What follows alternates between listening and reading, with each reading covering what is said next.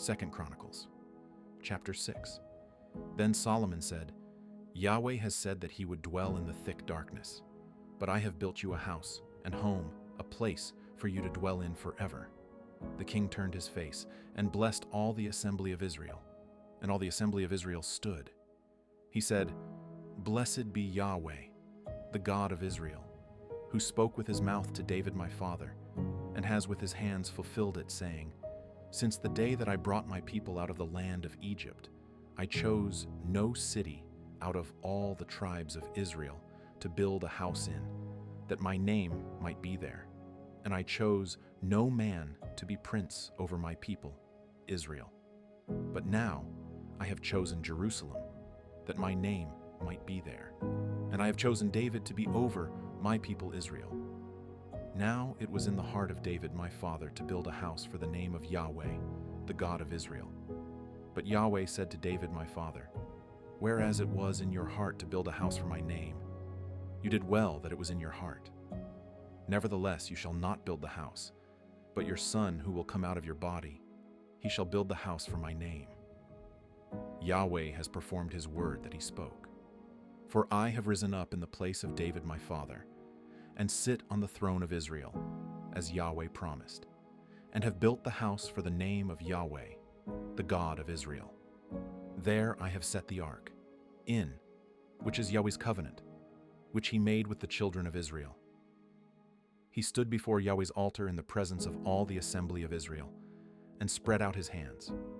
For Solomon had made a bronze platform, 5 cubits long, 5 cubits wide, and 3 cubits high, and had set it in the middle of the court. And he stood on it, and knelt down on his knees before all the assembly of Israel, and spread out his hands toward heaven. Then he said, Yahweh, the God of Israel, there is no God like you in heaven or on earth, you who keep covenant and loving kindness with your servants who walk before you with all their heart, who have kept with your servant David my father that which you promised him. Yes, you spoke with your mouth, and have fulfilled it with your hand, as it is today. Now therefore, Yahweh, the God of Israel, keep with your servant David my father that which you have promised him, saying, There shall not fail you a man in my sight to sit on the throne of Israel, if only your children take heed to their way, to walk in my law as you have walked before me. Now therefore, Yahweh, the God of Israel, let your word be verified, which you spoke to your servant David. But will God indeed dwell with men on the earth? Behold, heaven, and the heaven of heavens can't contain you. How much less this house which I have built? Yet have respect for the prayer of your servant, and to his supplication, Yahweh my God, to listen to the cry and to the prayer which your servant prays before you, that your eyes may be open toward this house day and night, even toward the place where you have said that you would put your name, to listen to the prayer which your servant will pray toward this place. Listen to the petitions of your servant and of your people Israel, when they pray toward this place. Yes, hear from your dwelling place, even from heaven, and when you hear, forgive. If a man sins against his neighbor, and he comes and swears before your altar in this house, then hear from heaven, act, and judge your servants, bringing retribution to the wicked, to bring his way on his own head, and justifying the righteous, to give him according to his righteousness. If your people Israel are struck down before the enemy because they have sinned against you, and they turn again and confess your name and pray and make supplication before you in this house, then hear from heaven and forgive the sin of your people Israel, and bring them again to the land which you gave to them and to their fathers. When the sky is shut up, and there is no rain because they have sinned against you, if they pray toward this place, and confess your name, and turn from their sin when you afflict them, then hear in heaven, and forgive the sin of your servants, your people Israel, when you teach them the good way in which they should walk, and send rain on your land, which you have given to your people for an inheritance. If there is famine in the land, if there is pestilence, if there is blight or mildew, locust or caterpillar, if their enemies besiege them in the land of their cities, whatever plague or whatever sickness there is,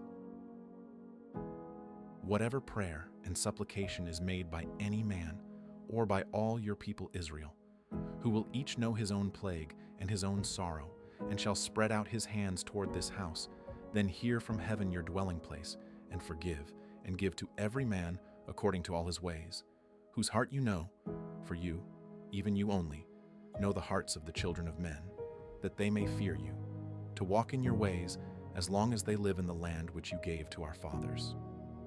Moreover, concerning the foreigner who is not of your people Israel, when he comes from a far country, for your great name's sake, and your mighty hand, and your outstretched arm, when they come and pray toward this house, then hear from heaven, even from your dwelling place, and do according to all that the foreigner calls to you for, that all the peoples of the earth may know your name and fear you, as do your people Israel, and that they may know that this house which I have built is called by your name. If your people go out to battle against their enemies by whatever way you send them, and they pray to you toward this city which you have chosen, and the house which I have built for your name, then hear from heaven their prayer and their supplication, and maintain their cause. If they sin against you, for there is no man who doesn't sin, and you are angry with them, and deliver them to the enemy, so that they carry them away captive to a land far off or near. Yet, if they come to their senses in the land where they are carried captive, and turn again, and make supplication to you in the land of their captivity, saying, "We have sinned, we have done perversely, and have dealt wickedly," if they return to you with all their heart, and with all their soul in the land of their captivity, where they have been taken captive, and pray toward their land, which you gave to their fathers, and the city which you have chosen, and toward the house which I have built for your name, then hear from heaven, even from your dwelling place, their prayer and their petitions, and maintain their cause, and forgive your people who have sinned against you. Now, my God, let, I beg you, your eyes be open, and let your ears be attentive to the prayer that is made in this place. Now, therefore, arise, Yahweh God, into your resting place, you and the ark of your strength. Let your priests, Yahweh God, be clothed with salvation, and let your saints rejoice in goodness. Yahweh God, don't turn away the face of your anointed. Remember your loving kindnesses to David your servant. 2 Chronicles Chapter 7. Now when Solomon had finished praying, fire came down from heaven and consumed the burnt offering and the sacrifices, and Yahweh's glory filled the house. The priests could not enter into Yahweh's house, because Yahweh's glory filled Yahweh's house. All the children of Israel looked on when the fire came down, and Yahweh's glory was on the house. They bowed themselves with their faces to the ground on the pavement, worshipped, and gave thanks to Yahweh, saying, "For he is good, for his loving kindness endures forever."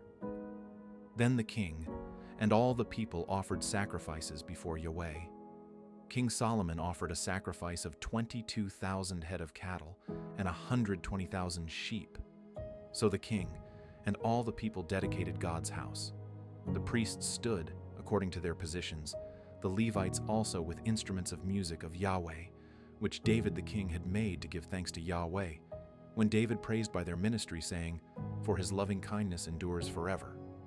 The priests sounded trumpets before them, and all Israel stood. Moreover, Solomon made the middle of the court that was before Yahweh's house holy, for there he offered the burnt offerings and the fat of the peace offerings, because the bronze altar which Solomon had made was not able to receive the burnt offering, the meal offering, and the fat. So Solomon held the feast at that time for 7 days, and all Israel with him, a very great assembly, from the entrance of Hamath to the brook of Egypt. On the 8th day, they held a solemn assembly, for they kept the dedication of the altar 7 days, and the feast 7 days. On the 23rd day of the 7th month, he sent the people away to their tents, joyful and glad of heart, for the goodness that Yahweh had shown to David, to Solomon, and to Israel, his people. Thus Solomon finished Yahweh's house and the king's house, and he successfully completed all that came into Solomon's heart to make in Yahweh's house and in his own house. Then Yahweh appeared to Solomon by night and said to him, I have heard your prayer and have chosen this place for myself for a house of sacrifice. If I shut up the sky so that there is no rain, or if I command the locust to devour the land, or if I send pestilence among my people, if my people who are called by my name will humble themselves, pray, seek my face, and turn from their wicked ways, then I will hear from heaven, will forgive their sin, and will heal their land. Now my eyes will be open, and my ears attentive to prayer that is made in this place. For now I have chosen and made this house holy, that my name may be there forever, and my eyes and my heart will be there perpetually.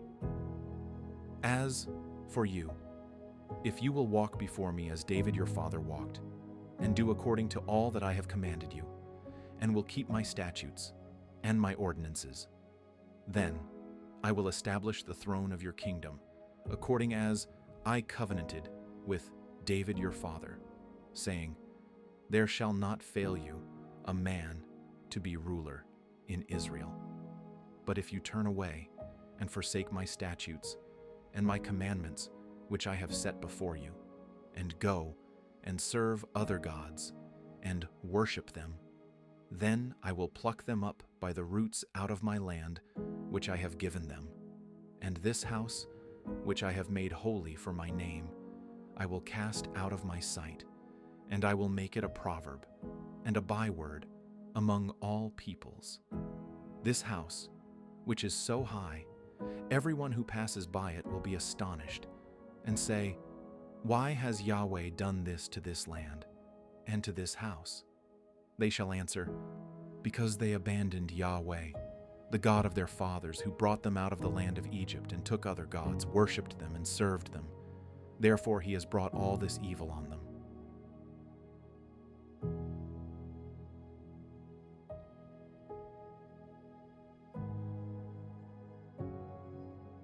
Psalms, chapter 1, 136. Give thanks to Yahweh, for he is good, for his loving kindness endures forever. Give thanks to the God of gods, for his loving kindness endures forever. Give thanks to the Lord of lords, for his loving kindness endures forever. To him who alone does great wonders, for his loving kindness endures forever. To him who by understanding made the heavens, for his loving kindness endures forever. To him who spread out the earth above the waters, for his loving kindness endures forever. To him who made the great lights, for his loving kindness endures forever. The sun to rule by day, for his loving kindness endures forever. The moon and stars to rule by night, for his loving kindness endures forever. To him who struck down the Egyptian firstborn, for his loving kindness endures forever, and brought out Israel from among them, for his loving kindness endures forever. With a strong hand and with an outstretched arm, for his loving kindness endures forever. To him who divided the Red Sea apart, for his loving kindness endures forever, and made Israel to pass through the middle of it, for his loving kindness endures forever, but overthrew Pharaoh and his army in the Red Sea, for his loving kindness endures forever, To him who led his people through the wilderness, for his loving kindness endures forever. To him who struck great kings, for his loving kindness endures forever, and killed mighty kings, for his loving kindness endures forever. Sihon, king of the Amorites, for his loving kindness endures forever. Og, king of Bashan, for his loving kindness endures forever, and gave their land as an inheritance, for his loving kindness endures forever. Even a heritage to Israel his servant, for his loving kindness endures forever, who remembered us in our low estate, for his loving kindness endures forever, and has delivered us from our adversaries, for his loving kindness endures forever, who gives food to every creature, for his loving kindness endures forever. Oh, give thanks to the God of heaven, for his loving kindness endures forever.